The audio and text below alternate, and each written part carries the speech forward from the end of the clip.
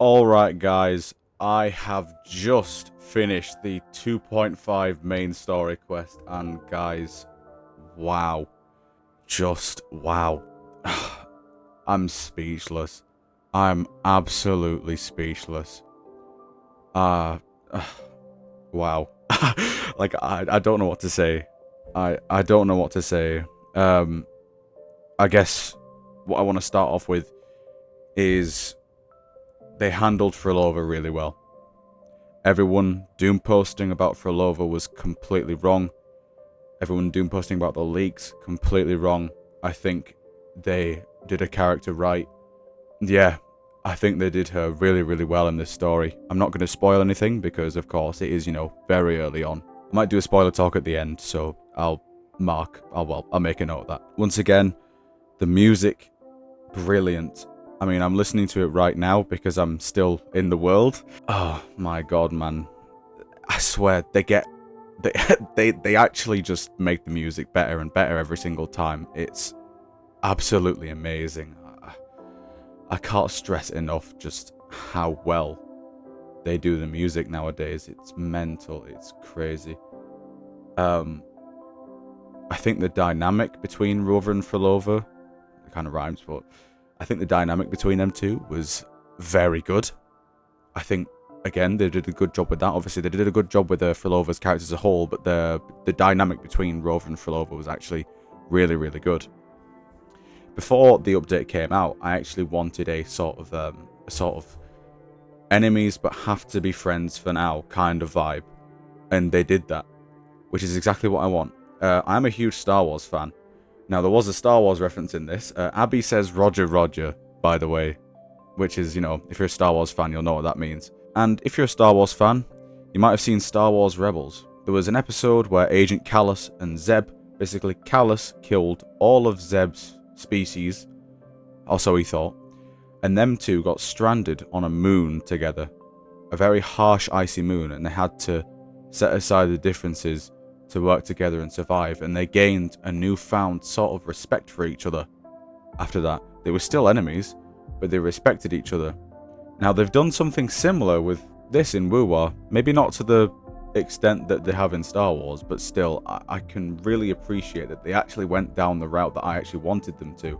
No sort of redemption, nothing like that.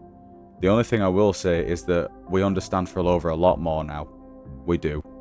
And I think that's brilliant character development, because you're not redeeming her because she is a villain, but you're also not justifying her actions because her actions are still wrong, but you can kind of see where she's coming from. I think the map as well, obviously, you're exploring it throughout the story. I think it's very good. Obviously, it's not as big as, say, like Septimont and stuff. It's more like an Avenolium type of map. However, the little areas, really nice. They all have their own different vibe to them, and the way you go between them is by swimming. Now, it is a bit restrictive, which I guess is a bit annoying, but hopefully they add to the swimming mechanic in the future, because it's a very good base. It looks really nice. You have to swim between these areas, and it's just so beautiful. The visuals, again, the visuals, the vegetation, the grass, everything. So good. They've knocked it out of the park once again. Now, I will say this story is a lot of build-up, similar to 2.2 actually, where it's a lot of build-up, a lot of learning, right, for this big final apex. But I think they handled it pretty well. Maybe the build-up was a tad bit long, but ultimately it doesn't affect it too much to a point where the apex feels shallow or anything like that. It does feel impactful at the end. Another thing I also wanted to mention was the sort of trifecta of parties here. We've got the Fractidus, we've got Rover, and I guess Cartothea, and then you've got the Order of the Deep. And of course, when you have these multiple parties, things become difficult because you're juggling all these motives and stuff. However, I think they've actually done quite well with, making sure that we know the motives of each and every individual. Obviously, Rover's motives are to find the anomaly because it's linked with a gem, and also Cartothea's resonance abilities, hopefully finding the gem can solve that. Phrolova wants the gem for her own reasons, which get told in the story. I'm not going to spoil that until the spoiler section. And Fenrico wants it to, of course, basically purge all those that have strayed from the righteous path, because he's been blinded by the dark tide, pretty much. As we should know by now, because no actual person that follows Imperator, the Sentinel, would do that, so it has to be Leviathan's influence. Another thing I wanted to mention before we get into the spoilers section is actually the vibe of this update. Unlike previous updates like Renacita and Septimon, the vibe is so much different. It genuinely feels like we took a step back into 1.0. And honestly, I missed it. I definitely did miss it, because obviously I love the new stuff, but obviously, you know, I felt a bit nostalgic about the old stuff as well. So it felt really nice to have that really huge change of pace, but it didn't feel jarring in a way, because of course when Phrolova's around, she emits this sort of aura where, well, hey, you know, it's going to be a more somber story. And it is definitely somber.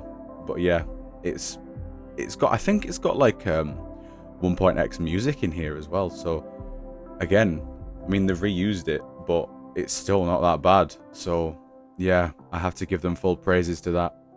Now, before we go into the spoiler section, I want to give my final review. Now, of course, for what it is, because of course, you know, each story has their own way of basically being rated, because this story is nowhere near the tone of like 2.4 part 1 and 2.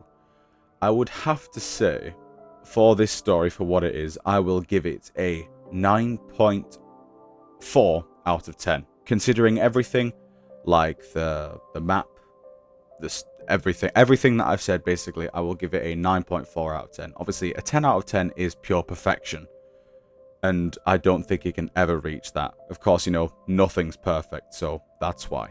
Now, to get onto the spoiler section, so if you have not played the story, or if you don't want to be spoiled, then please leave the video now. Bye-bye, everybody.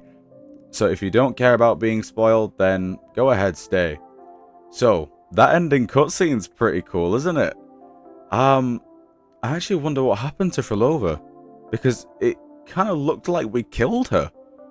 We just chucked a sword at her and she died. Well, she fell back into the water, but I mean, it kind of implied that she died, but obviously we can pull her, so I don't know what the deal is with that. But if we actually killed Phrolova, that is crazy, because of course there's been no inclination that we've sort of revived her or anything, so that is really interesting. Fenrico, of course, I think they did his character well, because ultimately he is acting in the good of the people, but obviously he got corrupted. People expected Phrolova to be redeemed, but I believe Fenrico is the one that was redeemed, so well done. Again, Phrolova's ambitions stayed with her until the very end. Literally, she took them to the grave, which I think is so good. So good that they actually made her double down on her shit. Even after everything that Phrolova and the main character went through, she doubled down on it and she took it to her grave, by the sounds of it. Very well done, Kuro. Very well done, honestly. But yeah, I'm super excited for what comes next now. Kuro Games once again have delivered. I've eaten it up. But yes, thank you all so much for making it to the end of this video, and I will see you on the next one. Goodbye for now.